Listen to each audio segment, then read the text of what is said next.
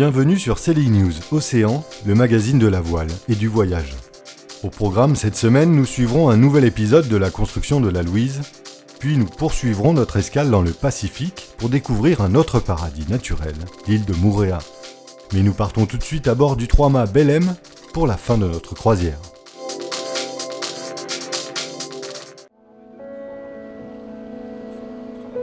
Avant de lever l'ancre, le Bosco explique la manœuvre de départ aux stagiaires. Envoyer les voiles et relever le mouillage prendra 1 heure.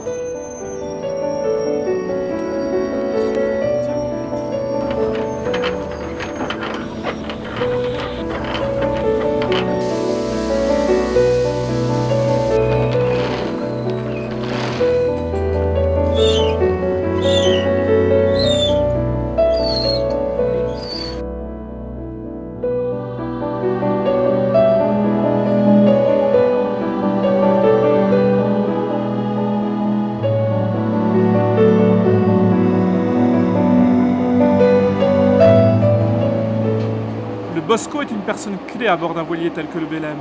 En charge du gréement et des voiles, c'est également lui qui organise la manœuvre sur le pont. Donc ici on arrive dans la voilerie. La voilerie, donc où on a un jeu de voile complet de rechange. Donc on a tous les voiles carrées qui sont à bâbord, tous les voiles dans l'axe qui sont à tribord, plus tous les cordages, éventuellement de quoi remplacer tous les cordages du bateau, de quelque chose qui sort. Tous les câbles d'acier également d'un côté, au cas où il faut changer un haubans ou un étai qui casse. On a de quoi quasiment tout réparer le bateau pendant la saison.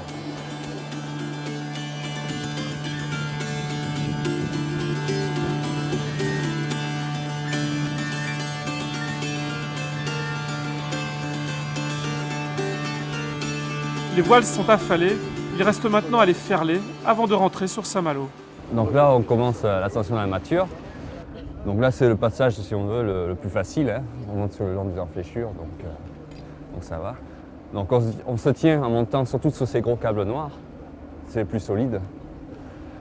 Donc là, on se trouve sur le grand perroquet. C'est environ 30 mètres de haut au-dessus du niveau de la mer, quoi. Donc en fait, on attrape les bouts de voile et on la ramène à chaque fois. Voilà, doucement. Nous retrouvons notre série consacrée à la construction de la Louise, la goélette de Thierry Dubois, dans son chantier de la rivière d'Etel.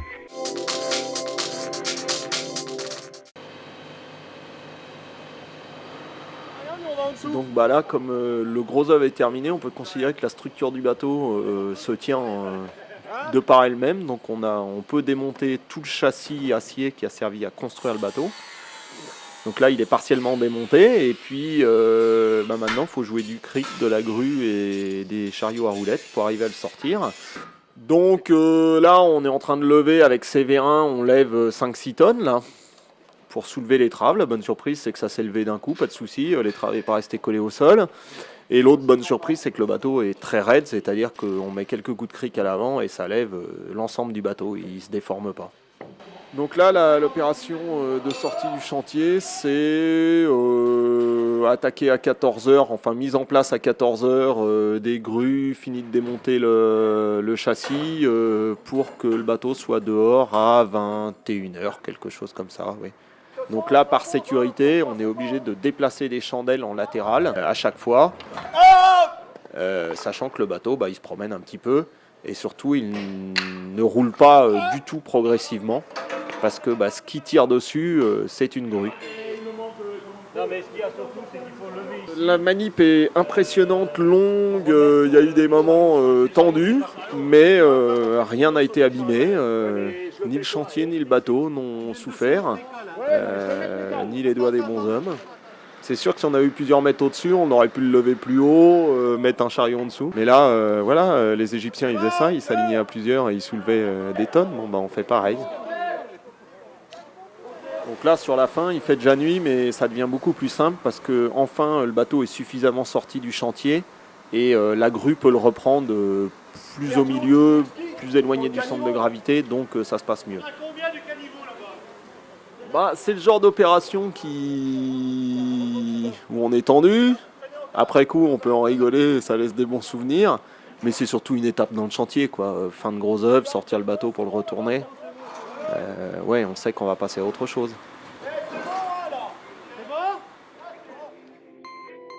Dans notre série carte postale, nous partons tout de suite à Moorea pour découvrir ce joyau du Pacifique. À 10 000 au large de Tahiti, s'offrant comme fond de décor au panorama maritime, se trouve l'île de Moorea. Destination à la voile la plus proche de Papeete, l'île est un véritable condensé de tous les paysages de la Polynésie. Depuis Papeete, on atteint la côte est de Moorea en accostant au quai du petit village de Waiare qui possède une petite marina. Moorea, ça c'est l'île magique, c'est l'île avec une foule de mouillages tout autour qui est splendide. C'est la destination du week-end, effectivement. Les gens qui ont un bateau à Tahiti, qui n'ont pas beaucoup de temps pour aller aux îles sous le vent, vont passer le week-end à Moorea, si la météo le permet, encore une fois, parce que souvent ça se passe bien, les alizés de sud-est poussent, mais pour revenir, c'est parfois un peu difficile.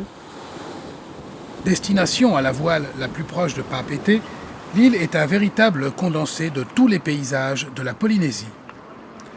L'île de Moorea est dominée par une série de montagnes rocheuses aux formes extraordinaires, dont la plus haute culmine à 1207 mètres au-dessus du niveau de la mer. De part et d'autre du mont Ritui se trouve la baie d'Opuno'u et la baie de Cook qui offre un beau mouillage en eau profonde. La baie de Cook est une baie grandiose avec des montagnes qui montent de chaque côté. Alors si on peut avoir la chance de voir la baie de Cook à la pleine lune, c'est grandiose. Vous avez la lune qui se reflète sur les versants de la montagne, c'est de toute beauté. À Tahiti, il n'y a aucune société de location qui a des bateaux basés à Tahiti.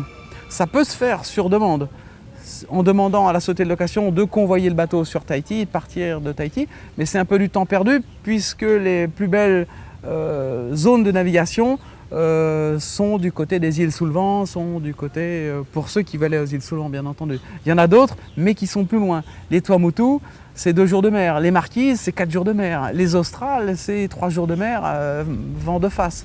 Donc ce sont d'autres conditions de navigation. Et je ne suis pas certain que les sociétés de location acceptent de louer des bateaux pour aller dans ces zones de navigation. Céline News Océan, c'est déjà fini, mais rendez-vous la semaine prochaine. Alors d'ici là, bonne balade, sous voile bien sûr.